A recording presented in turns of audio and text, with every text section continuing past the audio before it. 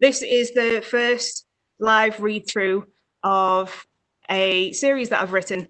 It was intended as a television serial, but as you know, lockdown has occurred and we've all been thrown into the kind of prisons of our own homes and our own minds.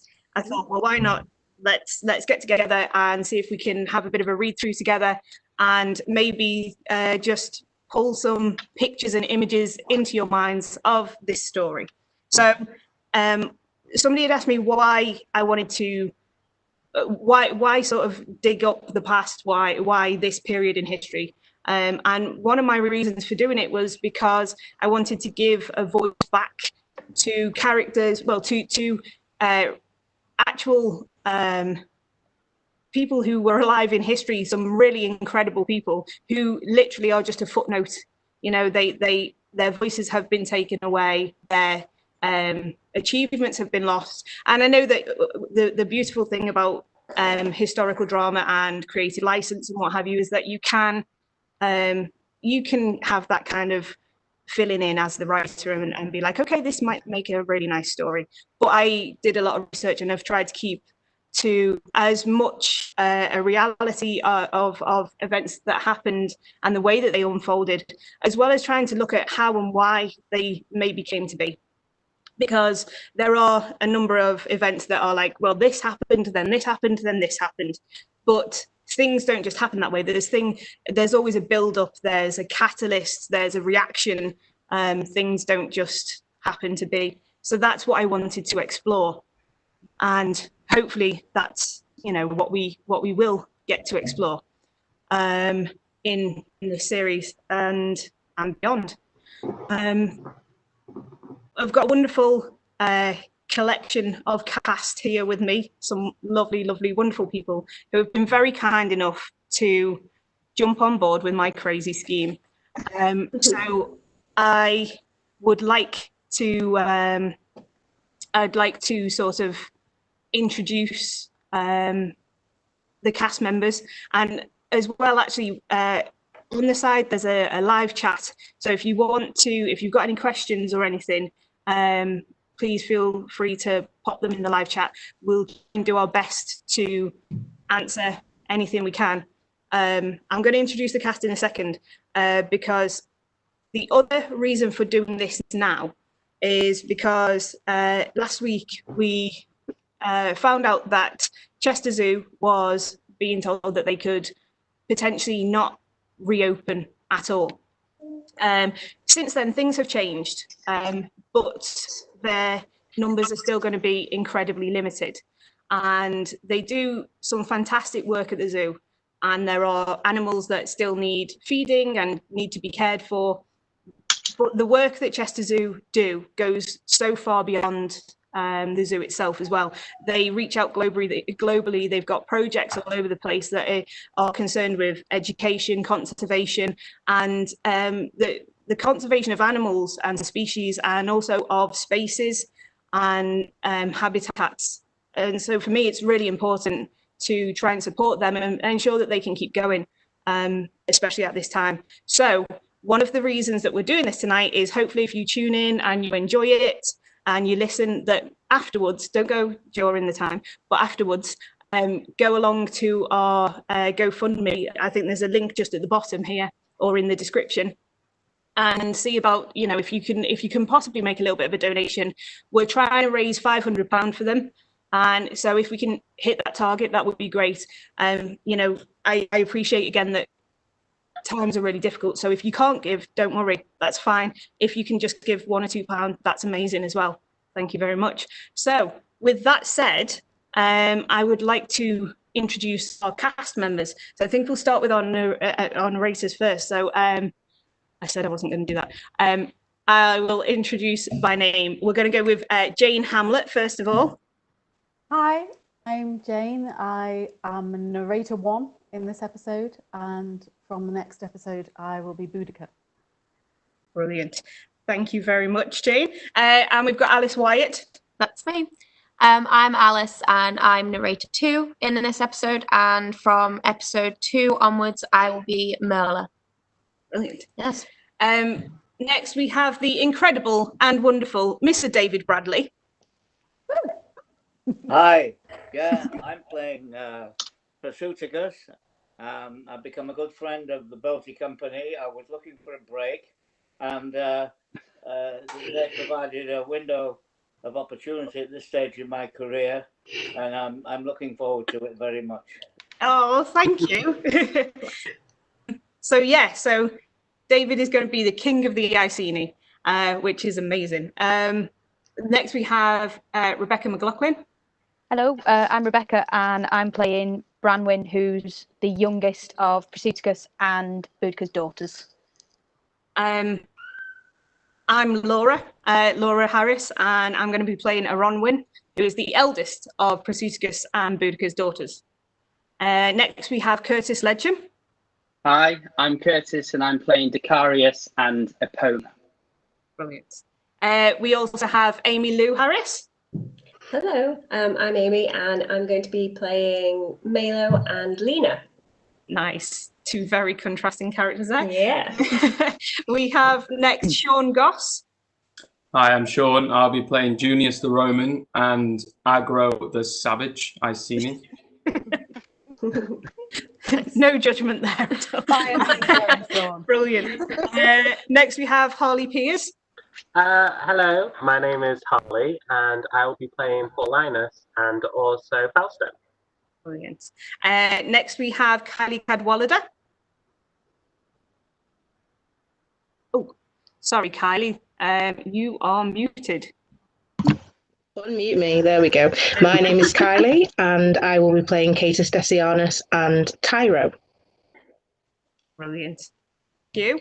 And then we have Charlotte Graves.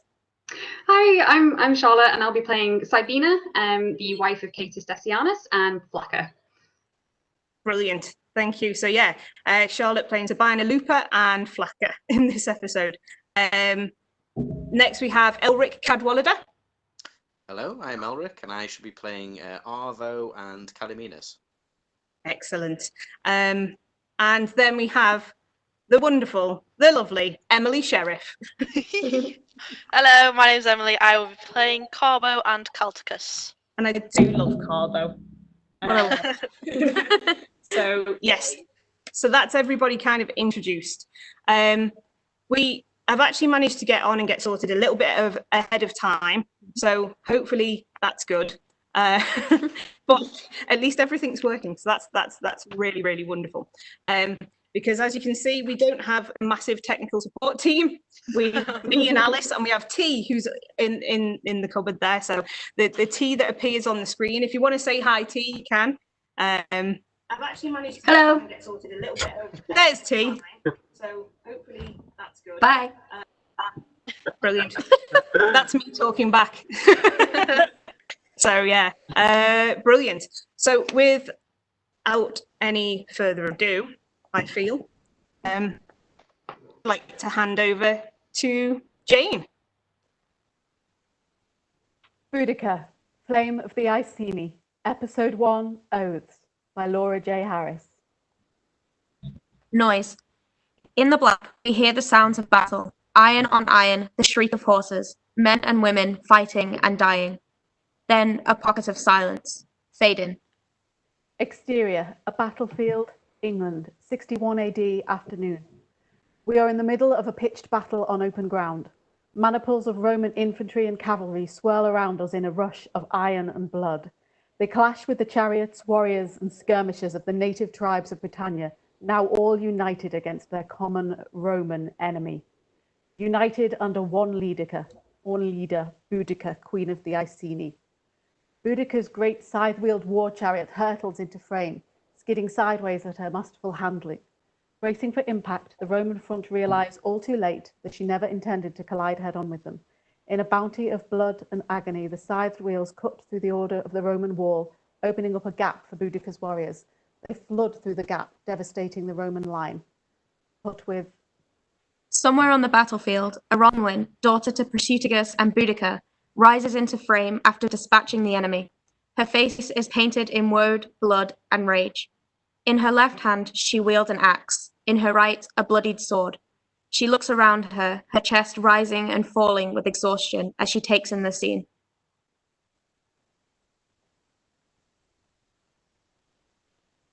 Life wasn't always about death. A Roman cavalry officer rides towards Aronwin, gladius raised, ready to strike. Aronwin lets out a war cry that we do not hear. She hurls her axe at the soldier, moving defensively into a crouching position as she releases the weapon. The axe catches him square in the face where it sticks. The Roman cavalryman falls backwards, bobbing on the horse until gravity disentangles his body and he falls to the bloody, muddy ground. Time seems to slow as Aronwin rises once more, looking directly at us. A fire burns behind the blue of her eyes. But that life was stolen. Snap to black. Then, as the slaughter continues, a dreadful, piercing, high-pitched sound increases with the violence throughout. Scenes from different areas of the battle that rages around Aronwin are intercut with close-up shots of her and others. These grow more rapid as the volume of the high-pitched sound increases. Exterior, a battlefield. England, 61 AD, afternoon. Battle violence, shields and swords clatter. Extreme close-up. Aronwin's painted face covered in blood and gore, eyes staring wildly at us. We zoom into her eyes and twist round. Rush forward and crossfade. Exterior, Icenium, day X, in the past. Silence. We pull back out from the depths of Aronwin's eye to see a face untroubled, absent all signs of rage, hatred, and blood. She draws in a breath and closes her eyes. Cut to. Exterior, Icenium, day X, past, night. Prasutagus' body burns on his funeral pyre. Cut to. Exterior, a battlefield, England, 61 AD, spring, as before. Roman soldiers march forward in that calm but all-consuming manner that made the legions so formidable. Opposite them, the native Britons scream their war cries and rush their enemies, an equally terrifying sight. Intercut with. Across the battlefield, Roman legionaries crash with the Iceni and Trinivante warriors. Beyond sit the caravan train of tribal onlookers, including children, who have all come to witness this spectacle. Put to exterior, a sacred grove, day X, in the past. Silence. Branwen sits peacefully in the grove, communing with the gods. Cut to. Exterior, Icenium, day X, past, early evening. Branwen kicks her legs and fights as she is hauled upon to the soldier of a Roman legionary and carried off. Cut to. Exterior, a battlefield, England, 61 AD as before. More bloodshed on both sides, horses, men, and women. Cut to. Exterior, Icenium, day X, past. Boudica's strong face, real and intense, commanding, every inch a warrior queen. Cut to. Exterior, a battlefield, England, 61 AD as before. Montage moments of the battle that rages. Cut to. Exterior, Icenium, day X, past, as before. Extreme close-up. Boudica's strong face, real and intense, commanding, every inch a warrior queen. Wide shot. All of the Iceni are gathered, surrounded at killer and sword point by Roman soldiers. They bear witness to their queen Boudica being mercilessly flogged. Her back is tattered mass of blood and meat. As the lash pulls up out of the frame, dissolve to. Exterior, before Camulodunum, day X, past, night. The hand now belongs to Boudica. She grips a bloody sword as she stands amidst the ruins of the Roman city of Camulodunum, which is engulfed in flame. Momentarily still, she springs to life, bringing her sword down mercilessly upon an unknown Roman soldier. Severing his head from his body, she hurls the bloody thing into the flames. Dogs run wild and scared, as do people, cattle, and horses. There are men, soldiers, greybeards, boys, women, and girls. All are fleeing from Boudica's army. They do not get far. Put to. Interior, Icenium roundhouse, day X, past. Battered, bruised, and bleeding, Aronwin lays pinned to the roundhouse floor by a huge, shirtless, tattooed legionary. He looks like a giant compared to her. The soldier grunts and thrusts inside her as all around them his companions urge him on, drinking and laughing as they do. Fighting back tears, Aronwin turns her head away. Aronwin's point of view. As she turns her head to the side, her eyes fall helplessly on her younger sister Branwen. Branwen is unconscious, but this does not seem to bother the legionary busy raping her.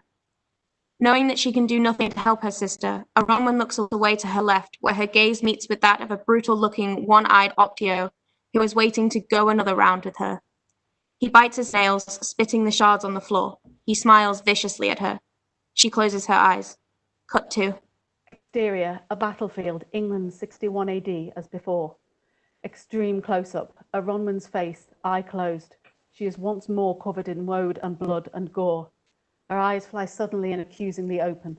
She stares at us with an intense mixture of rage, sadness, and disappointment that belies her age as the sounds around us reach an uncomfortably piercing zenith. Snap to black. Titles: Boudica, Flame of the Iceni. Episode Oaths, Part 1. Snap out. Fade in.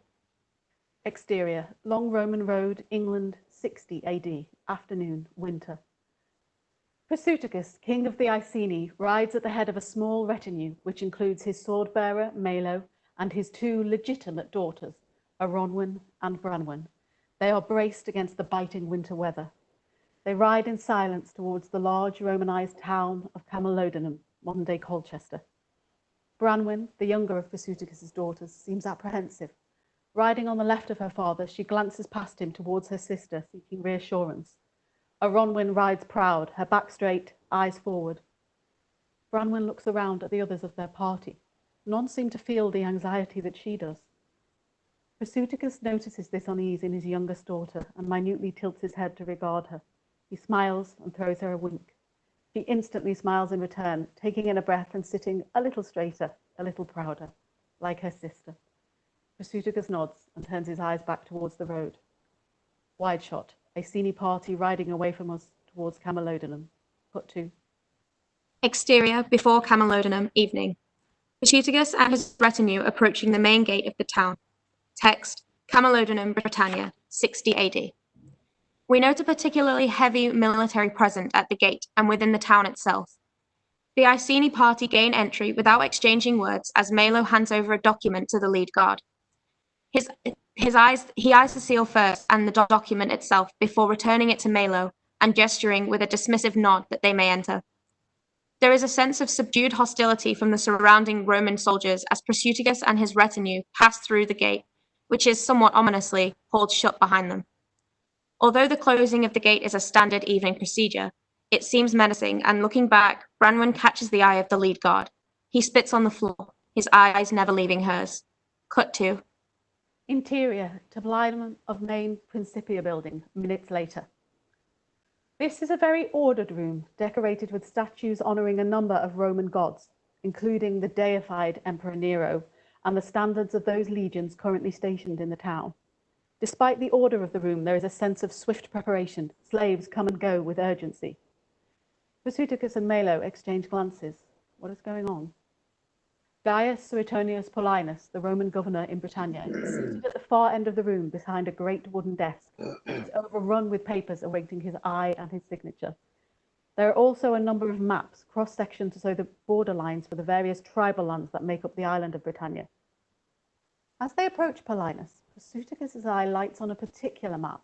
The island of Mona, Anglesey, is circled on it. He flicks a glance at Malo, indicating the document. A number of documents relating to income, expenditure, and taxes relating to the Iceni are close at hand, along with another document. It is his will, the will that he dictated several years earlier and which has been signed by both himself and Emperor Claudius. Governor Paulinus addresses the party without looking up, still reading over a document in hand. Prasutagus of the Iceni.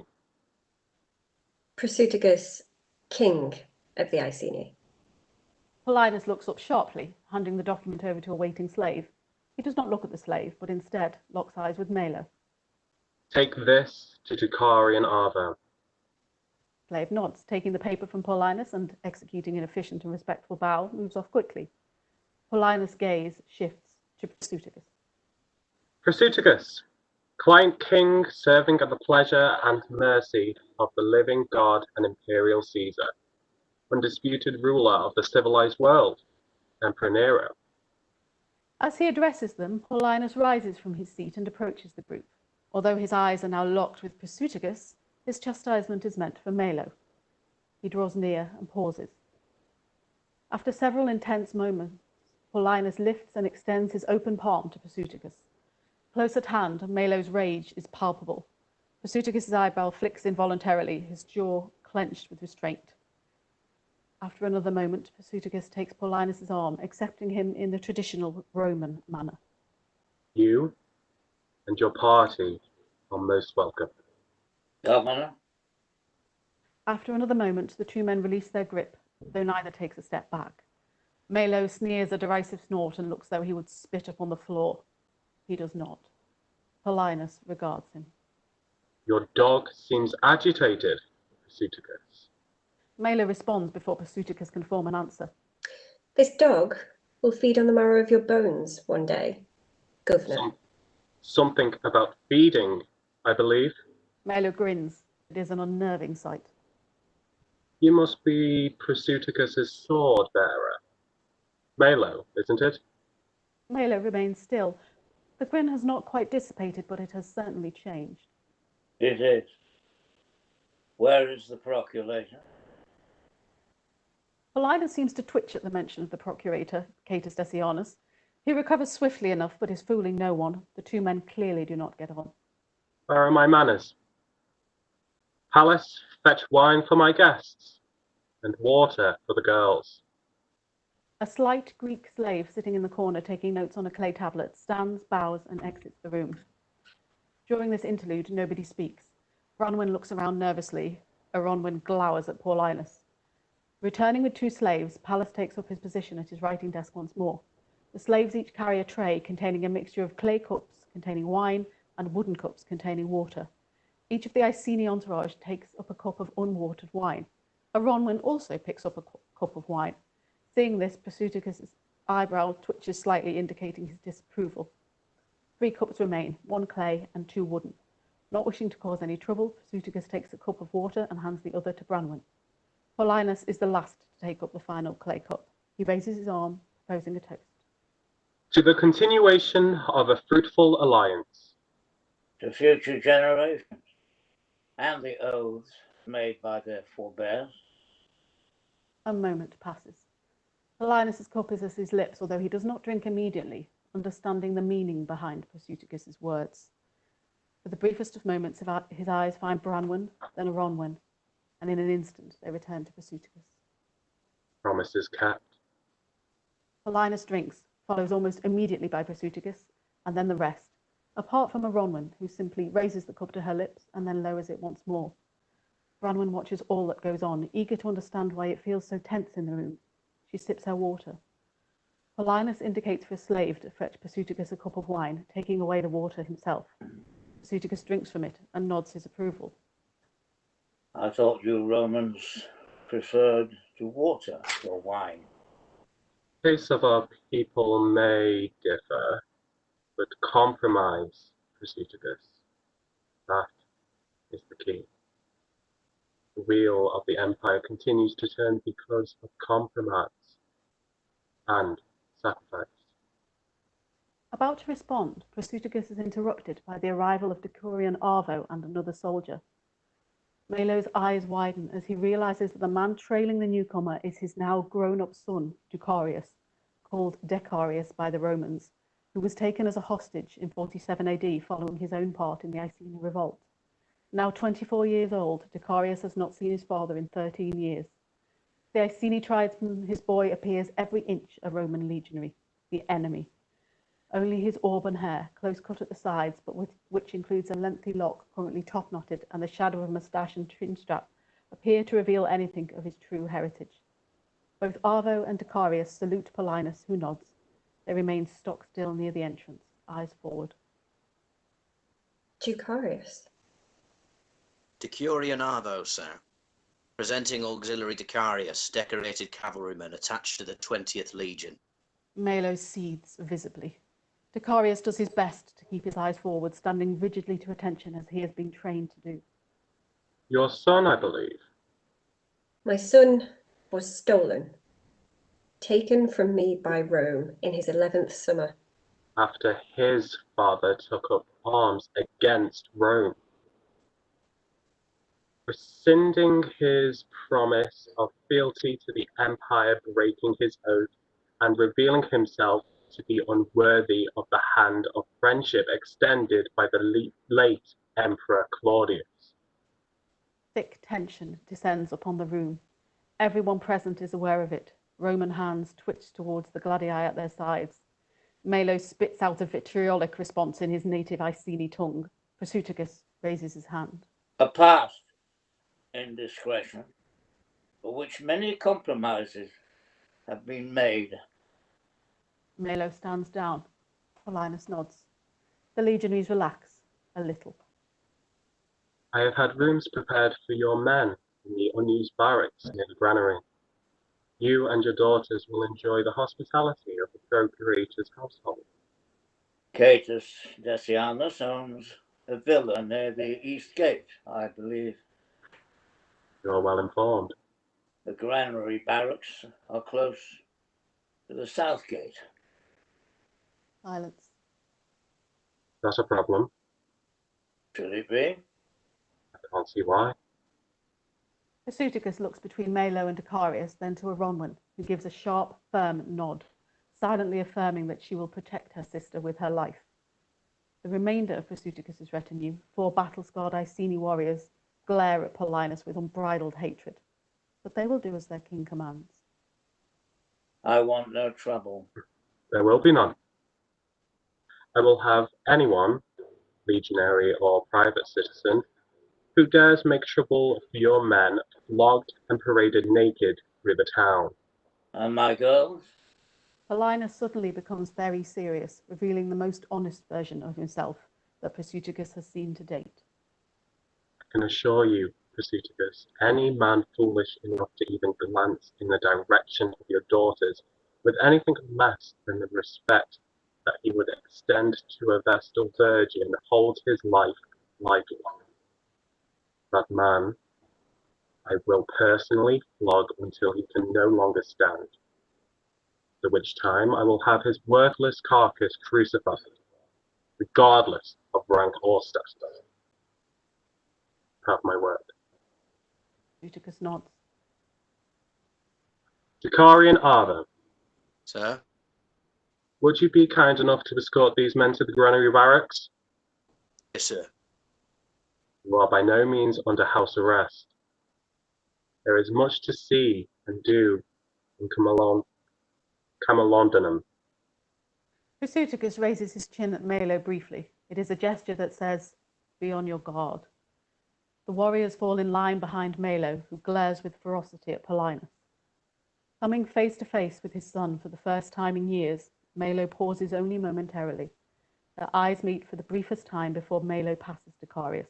He does not look back. The warriors follow Melo, each in turn challenging Dicarius with their eyes.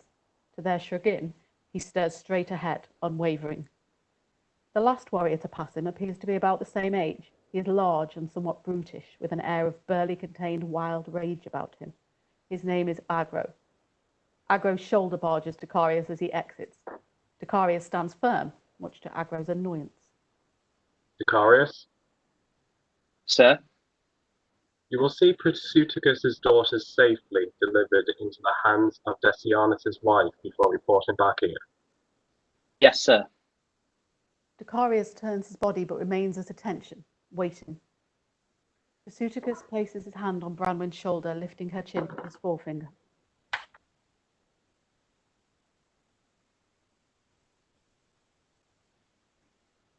Go with him. You will be safe.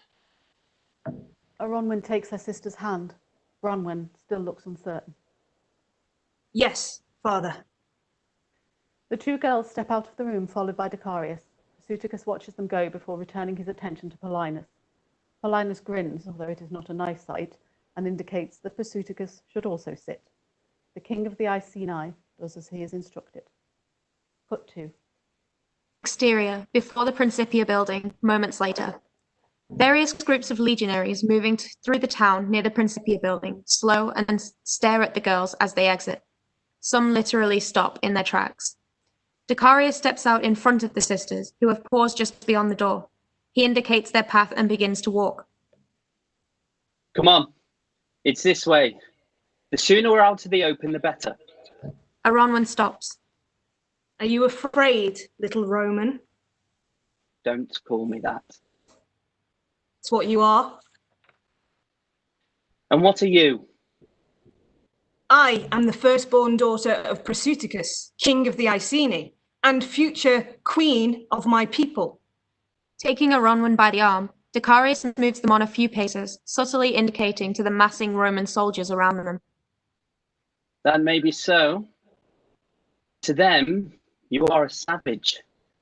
At best, you are exotic, a barbarian temptress. And at worst? Dicarius won't look at her. He is equally as stubborn and proud as she. They were friends once and played together in the fields and streams of Icenium, a lifetime ago. Aronwin unfolds her arms. Tell me what the filthy dogs who occupy our lands and dare to call me savage think of me. Please, Aronwin. I have seen the brutality of Rome. No, you haven't. Aronwin glares at him, drawing herself up to more than her full height. Only the aftermath. Aronwin notices a loose circle of soldiers beginning to crowd around them. They are still at a distance, but won't remain so for long. Aronwin continues to stand proud, if not suddenly uncomfortable. Branwen looks openly terrified, drawing closer to her sister. Property, Aronwin, for their use. Any man foolish enough to disrespect me will be crucified. You heard Paulinus swear it. And will it have been worth it, then? You say this only to save them, your Roman brothers. I try to save at least one person every day, Roman or otherwise. Aronwin, please. Look at her. I'd like to go, please.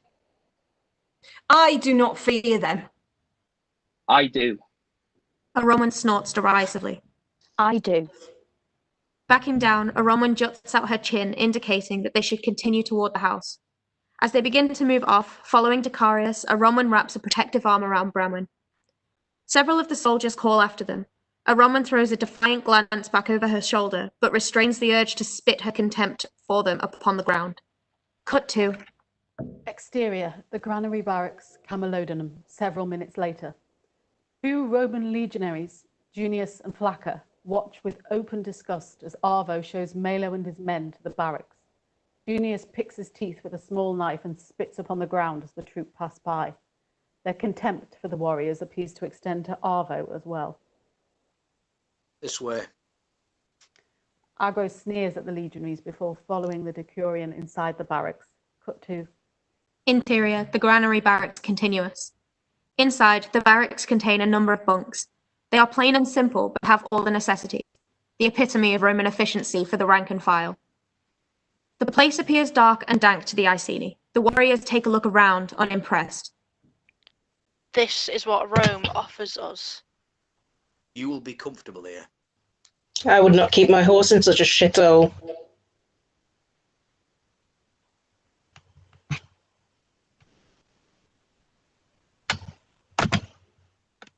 No, your bed is far more comfortable for her.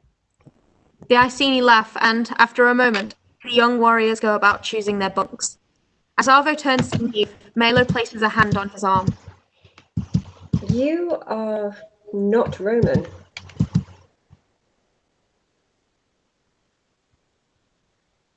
Say. My ancestors were the sons of Commius.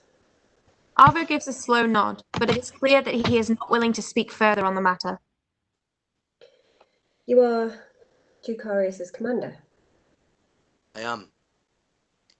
He works hard, and he's strong, dedicated. I barely recognise him. Arvo's eyes meet those of a father who feels he has lost his son. He is not Roman. Understanding their languages having such similar roots, Malo nods a small smile of thanks for the Dicarian's reassurance. Arvo exits the barracks. Follow. Exterior, the granary barracks continuous. The 2 legionaries talk loudly, trying to provoke Arvo. Took his time, don't you think? Maybe he's planning something with his barbarian brothers. Acting suspicious. I'd say so. Arvo does his best to simply ignore the pair and walk past, but they stop him, blocking his path. Arvo attempts to sidestep and Flacker mirrors him, holding out his arm. Cut to. Interior, the granary barracks continuous. Melo watches Arvo's exchange with the legionaries through the window of the barracks. Arvo pushes Flacker's hand away. Step aside. Did you hear that, Flacker? Cheek from a fucking savage. Agro comes to join Melo at the window, questioning him silently. Melo nods in this direction of Arvo and the soldiers. Flacker places his hand on Arvo's shoulder. Cut to, the granary barracks continuous, as before. Have your dog remove his hand, or I will break it for him. Big words for a little savage. In one swift motion, Arvo twists Flacker's hand. Something snaps. It is an awful sound, and Flacker yelps in pain, jumping back and cradling the now broken hand. Junius, still holding his knife, seems uncertain as to whether he should step in or stay put. Arvo places a hand on his sword, eyeing Junius. You are either very stupid or very drunk. And as I smell nor drink upon you, I can only make one conclusion. Junius moves towards Arvo, who warns him once more. Stay up. And be grateful I do not report you for menacing an officer. You sorry sack of shit. You're 4th century, both of you, Lucanus's men. Junius grows pale and visibly nervous, which makes Arvo smile. You're Optio's Nixus, yes? You know how he loves dream punishments, fucking one-eyed devil he is. Be a good boy now, take your friend and fuck off. And I won't mention this little indiscretion. Terrified by the idea of being reported to Nixos, Junius nods repeatedly. Thank you, sir. I'll wager you've never laid eyes on Rome, either of you. Moves off as Junius fumbles around, inefficiently attempting to aid Flacker. Now get your friend to a medicus. Have him set that hand or he'll never hold a scutum again. Flacker glances up to see Agro and Melo watching from the barracks. Agro laughs, and Melo looks troubled. Cut to. Interior, the granary barracks continuous. Fucking Romans. He is one of their own, and an officer. Romans will not be commanded by others. They believe all lands are theirs to rule, and all people. Not these lands. Not these people. Melo and Agro return to the rest of the group, who have produced several sacks of ale from their bags and are busy setting up a drinking circle. Cut to. Interior to Blinum of the main Principia building as before.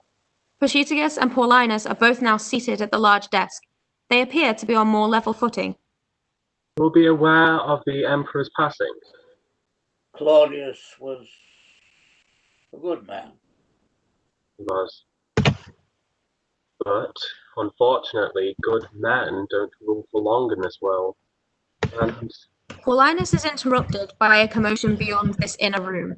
Cut to. Interior, beyond the Tablinum of the Principia, continuous. The wiry Procurator, Catus Decianus, berates the legionary on guard at the door. I don't give a bronze ass as for your orders. These are my official rooms, and I will not be barred from them. Paulinus may well be the governor of this god's forsaken island, but he is not a god himself. Do you know to whom the Emperor is trusted with the task of valuing his assets in Britannia and supporting him to back him directly? Do you? I can tell you this much. It isn't Paulinus. Paulinus calls from inside. let him in, Centurion. Decianus's face breaks with a Cheshire Cat grin as the guard steps to one side, allowing him entry. Cut to. Interior to Blinum of the main Principia building continuous. Catus Decianus bristles visibly at the sight of Paulinus sitting at his desk. Paulinus remains still, almost daring Decianus to say something more. Simmering, Decianus cuts a slow path into the heart of the Tablinum. Governor? Decianus. Decianus eyes Prasutagus, trying and failing to match his confusion and annoyance. You know Prasutagus? Flying king for the Iceni tribe. Prasutagus stands as Decianus nods. Prasutagus is taller than Decianus and cuts a strong, impressive figure compared to the frail-looking Procurator. I haven't yet had the pleasure, though I have been reading reports made by previous governors of this island, and... This God-forsaken island. You must forgive me, Must I? Excuse me? Forgive you. I only meant that... Why should I forgive you? Well, I suppose I just meant that it would be kind of you to excuse my outburst. I never meant to offend you, or your gods. Paulinus cannot help but grin as he watches Decianus squirm. Eventually standing, he relishes every moment of coming to Decianus' aid. Come now, King Prasutagus. You are a good man, a kind-hearted leader. Prasutagus' gaze shifts to Paulinus. Besides, I believe that the adverse climate, rather than the absolute abandonment of the gods, is truly the cause of Catus's poorly timed outburst. It is true. I do suffer in the cold and wet. I have a small farm, you see, in southern Gaul, where the weather is, well... Forgiving? Yes. After a moment, Prasutagus slowly extends his open hand to Decianus, a faint smile on his lips. The Roman Procurator returns his smile, taking hold of the Iceni king's forearm in a gesture of friendship and acceptance. We are not as hostile as our weather front, Procurator, nor are we as changeable. Paulinus does not miss this last statement, which seems to be aimed at him. Cut to Interior, the atrium of Catus Decianus' house, evening. The villa of Catus Decianus and his wife Sabina Lupa cannot help but assault any visitor with its sense of absolute splendour. The eyes of Aronwin and Branwen, it seems that the Procurator certainly enjoys putting his wealth on show. A tall, effeminate Greek slave in his early 50s, Calimenes, crosses the atrium to inspect the young charges at his doorstep. His face lights up when he recognizes the young cavalryman before him as Dicarius. Dicarius? Is that really you, boy? Calimenes, it is good to see you well. Not too well, I hope. Look at you, all grown up and quite the young man. Every inch an officer. Well, not quite yet. Calimenes, these are the daughters King Prasutagus of the Iceni. Governor Paulinus asked me to escort them here and thus the balance of the cosmos is restored. Balance? My cup of joy was overflowing with the delight of seeing you, my boy, and yet how swiftly the poison chalice may bubble over into discontent. The mere mention of that atrocious man sends my spine tingling, and thus I am returned to an emotional midpoint, and balance is once more restored. Dicarius smiles, shaking his head. Aronwin stares at the man before her, a look of open hostility across her face. I will inform Domina of your arrival and have rooms prepared for the girls. And their father. And their father. How commanding you are these days. Calimenes reaches out with only the tips of his fingers to trace the curve of Dicarius's chest plate, then his close-cropped beard. Calimenes. I know, I'm fussing. It's only so much time has passed since you were in this house. You've changed so much. Dicarius squirms a little, embarrassed at being the focus of their attention. And yet so little. Please, make yourselves comfortable. With a small flourish, Calimenes exits the atrium, leaving Aronwin, Branwen, and Dicarius relatively alone. Several household slaves pass them by, caught up with their individual duties. Just as many look up briefly to behold the newcomers as those who refuse to even glance in their direction. You know that creature. Aronwin. She glares at him. I like him. He's the only person I've met here who hasn't looked at me like he wanted to kill me. Dicarius laughs, friendly and honest. Calimenes was always very kind to me when I lived here. Yeah, I bet he was. Dicarius throws a daggered glance at Aronwin, but she is not even looking at him. You lived here? For a time. He is about to continue when Calimenes returns. Several steps ahead of him is the domina of the house, Sabina Lupa, the young wife to Catus Decianus. A woman who appears barely out of her teens, perhaps 21, Sabina is slim and elegant, beautiful, refined, and much younger than Aron was expecting. She seems to glide towards them. Although young, Sabina prides herself on being the perfect example of a Roman patrician woman. She is the mistress of the house, beautiful indeed, but also commanding and even terrifying when necessary. Appearing demure in the presence of civilized men and women, she knows and accepts the role that the overwhelmingly patriarchal society which spawned her has placed upon her shoulders.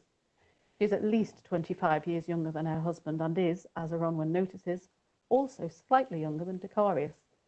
Sabina and Dicarius have not seen each other in almost 5 years. The young barbarian returns. Dicarius bows. A smile breaks across Sabina's face, and it seems she would embrace him if she could. Instead, she takes his hands. You are the lady of the house now. I am. Dicarius nods his response. It is clear that there is much more to be said, but which must remain unspoken for now. Palomenes stands by watching all, taking in the reunion and the newcomers both. After another moment, he steps into the conversation, which has fallen silent. Domina, these are the daughters of King Prasutagus. They will be spending the evening with us, as will their father. Sabina bristles, but recovers almost instantly. This visit is not something she has planned for, and she very much dislikes being caught off guard. After all, the household is her domain, and she prides herself on keeping everything in perfect order. She tries to smile as she speaks, but this only seems to highlight her annoyance. I was not informed. Catus said nothing. I believe the offer was not one of Dominus's making. Ah, Paulinus. Aronman glares at Sabina whilst addressing Dicarius. She joins the pair by speaking Latin as they do, much to Sabina's surprise. If there is a problem, Dicarius, we should return to my father. I would not wish to be the cause of any trouble. You speak Latin? My father taught me to speak the tongue of both enemy and ally from a very early age. Latin, Trinavante, Silori, Catavalauni, Briganti, Belgi, Cantiari. Yes, but apart from Latin, these are largely Keltoi. And one barbarian tongue with a change of inflection here, and a growled gutturals close there can hardly be considered another language, really. I, on the other hand, speak, read, and write both Latin and Greek. I even speak a little of your barbarian tongue. Not well, I grant you. A party trick, meant only to amuse. There really is no point in learning a dead language, after all. Aronwen's disdain simmers below the surface, threatening to break through. If the fire behind her eyes could set ablaze, Sabina would already be charred. Palomenes and Dicarius recognize this and exchange a look which says, "We need to end this now." Lady Sabina, Governor Paulinus asked me to report back to him once I had delivered the girls safely into your hands. Your husband and King Prasutagus cannot be too far behind me and will, I am certain, appreciate a good meal upon their arrival. Sabina flashes an irritated glance at Dicarius, but nods her agreement. They shall not be disappointed. Palomenes. Domina? Stable our Iceni guests in the western wing while I make preparations. It was good to see you again, Dicarius. Sabina turns on her heel and exits the atrium. Dicarius draws in a breath, even as Aronwen seethes. Palomenes extends his hand to Branwen, which she takes without hesitation. Come, young one, let us find your room. Then you can bathe before. And if you're a good girl, you may even find a treat or two from the kitchen, waiting for you when you're done. Branwen grins, delighted. Aronwen watches her sister go with Palomenes before rounding on Dicarius. They think us dirty, stupid, easily pacified cattle without minds to decide for ourselves. No. How can you defend them? Dicarius tries to find an answer, but before it forms on his lips, Aronwen cuts him off. Oh, wait. You are them. She turns, following Palomenes and Branwen. Dicarius looks both hurt and dejected, as well as a little amused. Romans and Hellenes see him as barbarian. His own people see him as Roman. He belongs to no one. With a sigh, he watches Ronwin go before turning to exit the atrium. Cut 2. Exterior, Tavern in Camulodunum, evening, sometime later. Arvo moves through the still bustling streets of Camulodunum toward a tavern. From the amount of legionaries surrounding the entrance, we can see that it is clearly a favourite with the soldiers, not least because of the brothel opposite. Both male and female prostitutes ply their trade and call out to potential clients. A woman in her 30s calls out to Arvo by name. She is Lena. Decurion Arvo. I hope you aren't planning on passing me by. Moving toward her with a smile and taking her in his arms, Arvo spins her around, causing her to giggle. Lena, you wound me. And don't think I won't either. You've been back in my city 5 days now, and yet my bed remains absent of my stallion. Are you keeping tabs on me now, woman? I told you, I don't need a wife. She slaps him playfully on the chest. Good. Because no wife could dream up the things I have in store for you tonight. Arvo's grin spreads wide across his face. He takes a leather purse of coins and hands it over to her. We'll get us a room and food. Some of those spicy sausages and ale. I'll be with you soon. Don't leave me too long. I might start without you. She throws him a wink and heads inside the brothel. Cut 2. Interior, Tavern in Camulodunum, continuous. Arvo steps down into the cramped tavern. Surveying the room, he quickly finds a band of men from his century and makes his way across the crowded room. A contubernum unit of 6 men, all members of Arvo's cavalry, are sat around a table, drinking and playing at dice. One of the younger recruits, Carbo, jumps to his feet, snapping off a salute as Arvo arrives. Epona laughs and mocks Carbo, while Fausto and the rest of the men keep their focus on the game before them. Sir. Fuck's sake, lad, sit down before you hurt yourself. Blushing somewhat, Carbo sits. A seasoned warrior, Fausto looks up from his dice and notes the subtle concern on his commander's face. What is it, sir? Arvo drops into the seat next to Carbo. He eyes the men whom he has trusted with his life time and again. Probably nothing. But when you're all cursing me later, remember, it was you who pressed to know, Fausto. now blame Carbo, he's the youngest. The soldiers laugh and Carbo flushes again, but he takes it in the good spirit it is intended. You know that Prasutagus, king of the Iceni in Camulodunum, don't you? We had heard whispers, but you never know in a town like this. Arvo nods. Well, it's true. He is here, with a retinue of 6 warriors and his 2 daughters. Fuck's sake. Is he fucking mad? What? What's so bad about that? Epona clouts Carbo round the head. Did your mother check your father had brains before she spread her legs for him? Carbo glares at Epona but remains mute. Fausto rolls the dice in his palm, releases them, and smiles at the result. No one brings their daughters on a diplomatic mission, especially not to a place like this. What's wrong with here? It's better than camp. Camulodunum used to belong to the Trinavante. Then it became Cacciavalauni land.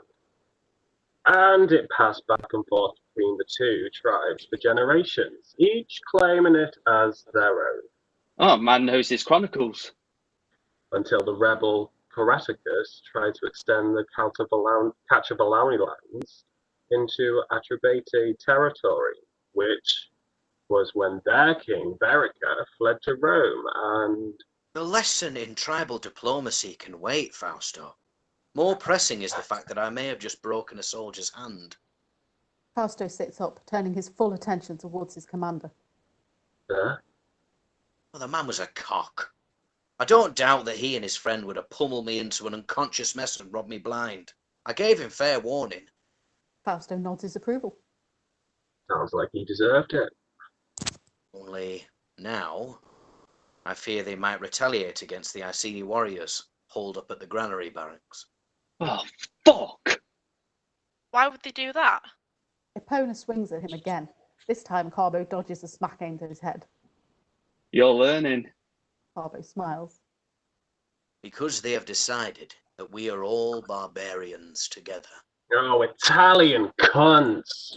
Oh, come on, lads. We have an appointment. What about the game? Fausto upends the table, sending dice and ale everywhere. It's just the beginning. Arvo smiles as his men quickly saddle up and move out, leaving their chaos behind them and ignoring the glares from the landlord. As they pass, Epona tosses a coin to one of the serving girls. Sorry about the mess, love. Follow to exterior, Tavern in Camulodunum, continuous. Arvo claps his hands together, throwing an eager glance at the brothel opposite. You know the place? Sir? Sir? Excellent. Thanks, boys. Arvo begins to move off in the direction of the brothel. And where will you be, sir? While we're keeping the peace and protecting the interests of the Empire? Every good farmer knows when to tend his land and when to leave well alone. Tonight is sowing season, lads, and believe me, I intend to do my bit, and then some. He throws them a wink and heads into the brothel without a second glance. Fausto chuckles. Carbo stands virtually open-mouthed. Son of a cunt. Bastardo. He was never a farmer, was he? The contubernium of soldiers move off in the direction of the granary barracks, chatting as they go. Cut to. Interior, tablinum of the main Principia building, as before. Prasutagus and Catus Decianus are seated on one side of the great wooden desk. Paulinus is seated opposite, in Decianus's chair. Prasutagus holds in his hand a number of documents, which he continues to scan as Decianus speaks. Prasutagus's wary face reveals that they have been discussing the repayment of loans and taxes, and little else. The numbers do not look good for the Iceni. Mounting debts and overdue taxes stretching back almost 12 years. How can Rome tax a people for inhabiting their own land? Because, technically, those lands no longer belong to you. Yours are a conquered people. You, Prasutagus, were gifted your crown under the jurisdiction of the divine Emperor Claudius, and, as a result, enjoy the peace and security, the advances, the amenities, and the many, many luxuries that the Empire affords to our allies. Free trade and connections to the entire civilized world. But it isn't free, is it? Any of it? Well, no. As with any infrastructure, there are short-term and long-term costs involved.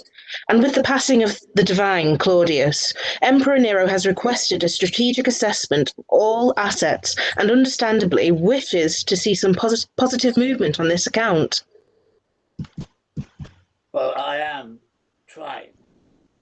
Do you know how hard it is to convince starving people to deliver more than half their crops to those who still think of the invaders of our land?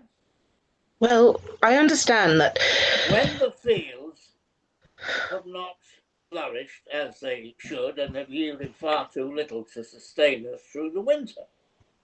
As I say, Or when a rare full harvest has been granted by the gods to see plucked from our grasp by fire and devastation. The rebel, Prasutagus, had been spotted nearby.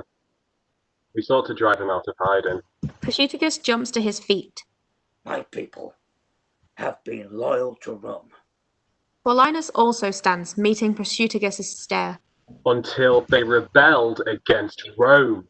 But under me, under my leadership, the Iceni have always been loyal, as I swore they would. A long silence passes between the pair. Gentlemen, please. After a moment, Paulinus concedes with a nod, and both men sit once more. I understand that this cannot have been easy for you, King Prasutagus. You understand? I understand the concerns you have raised, yes. And I appreciate that matters have not been made any easier by Seneca calling for the repayment of all the loans, including interest, but... Interest. We do nothing about it. on loans we never wanted. But used nonetheless. To buy food. Because we were starving, because our crops had been set alight by our Roman allies on more than one occasion. Things look to become very intense again, when the duty centurion Lucanus enters the room, saluting and apologizing as he does. Sir, apologies, sir, but Equus Legionary Decarius has returned as commanded. Clearly bored with the political talk, Paulinus all but jumps at the opportunity to move on. Excellent. Send him in. Lucanus salutes and exits once more. But, Governor, we are in the middle of a meeting. I am certain Prasutagus would be more than content to continue this conversation in the elegant surroundings of your glorious townhouse. Procurator? Absent your good self, Governor. Relax, Catus.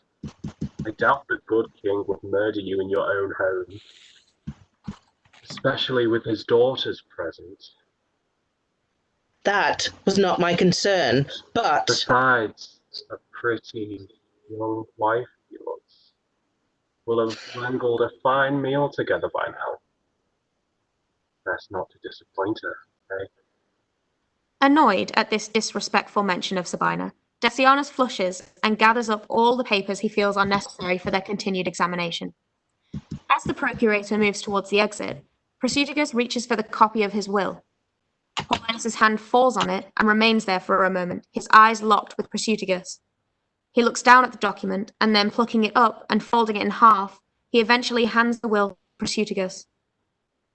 Good luck with that one. Prasutagus gives a curt nod, taking the document.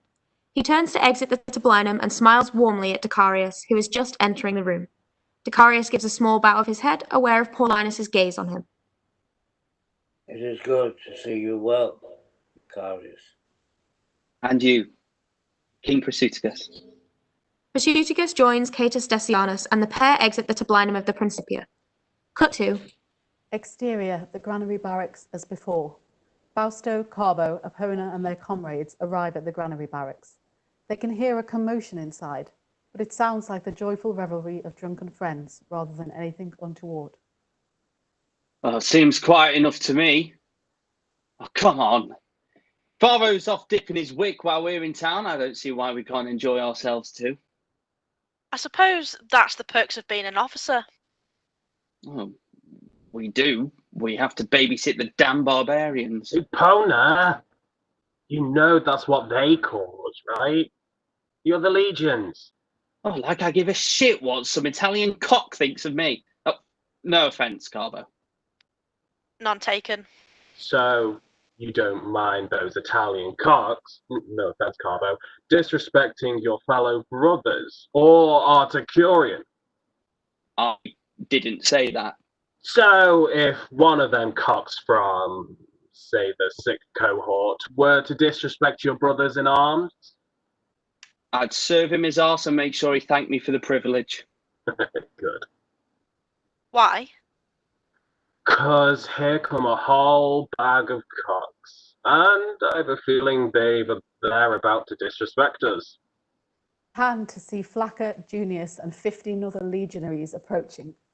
None are carrying weapons, but all look like they are itching for a fight.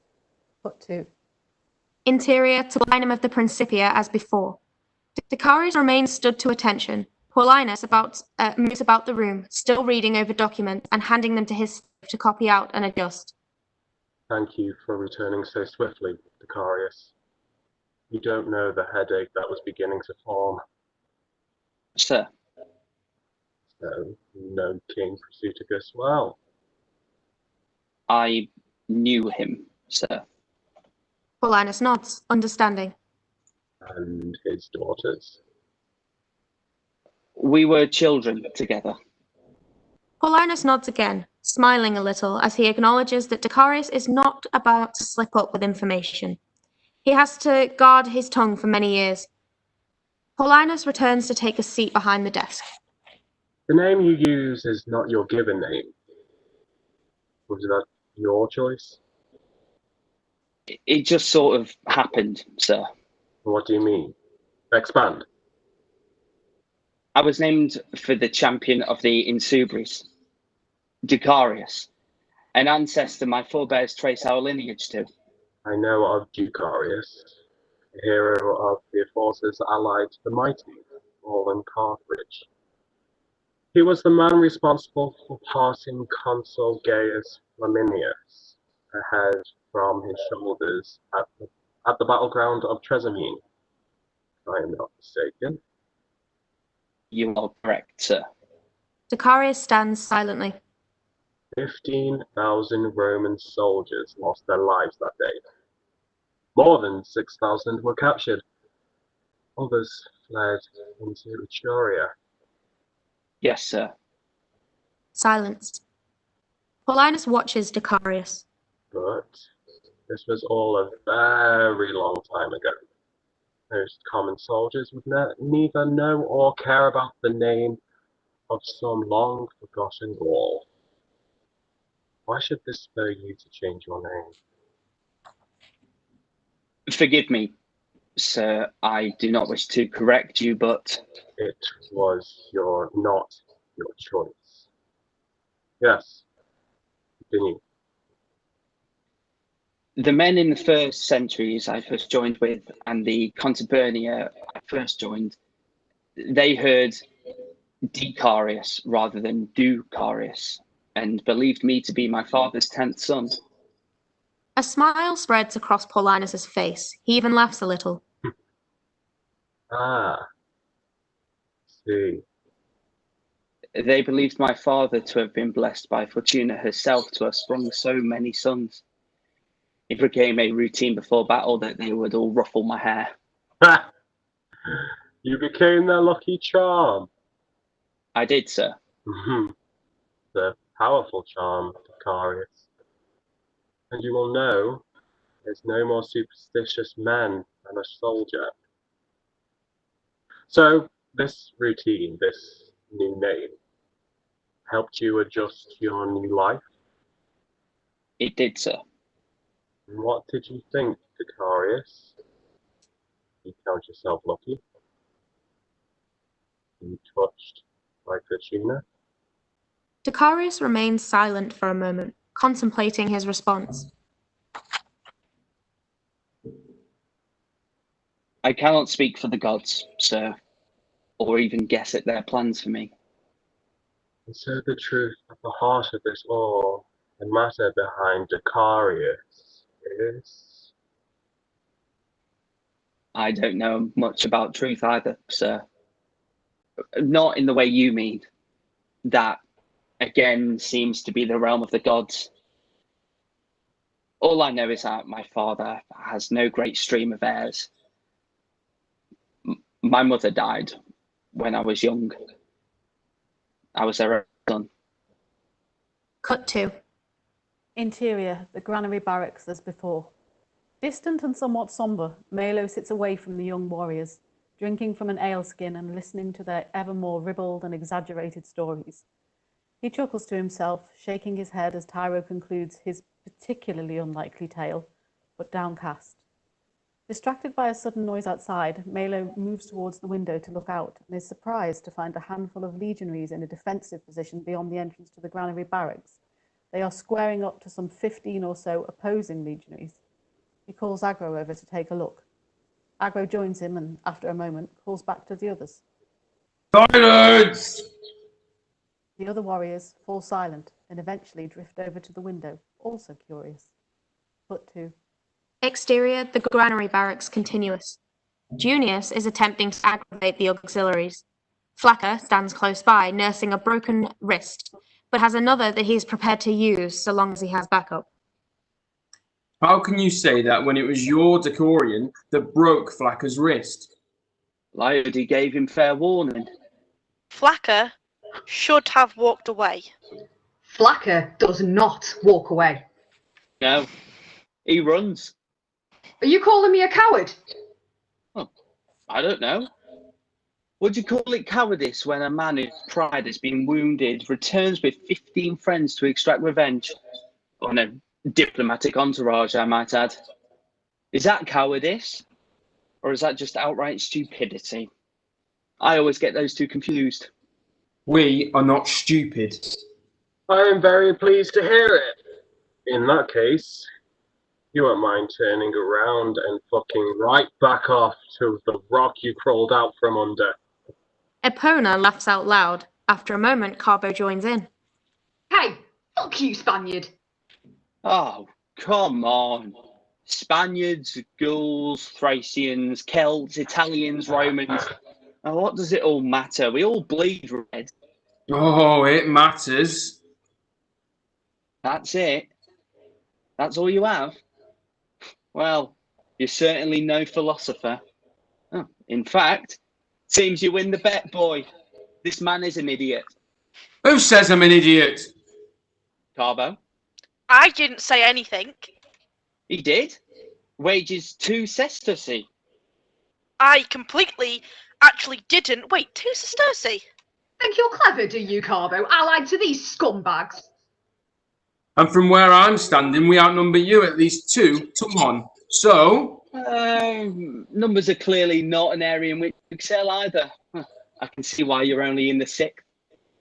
I suggest you shut the fuck up before you end up losing some teeth, brother. Oh, so we are brothers now. Look, our quarrel isn't with you. It's with the stinking savages hiding away in there. Your quarrel was with our decurion, and he sent you scurrying away like 2 frightened pups with your tails between your legs. Yeah, their tails aren't that long. Carbo is almost shocked by his own outburst. All around him, his comrades laugh, whooping and cheering him on. Epona claps him on the back. Ah, he's catching on. The laughing and jeering continues for a moment before subsiding.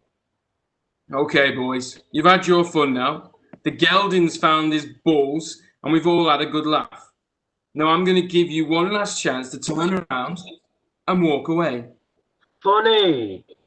I'm sure I said the exact same thing to you just now.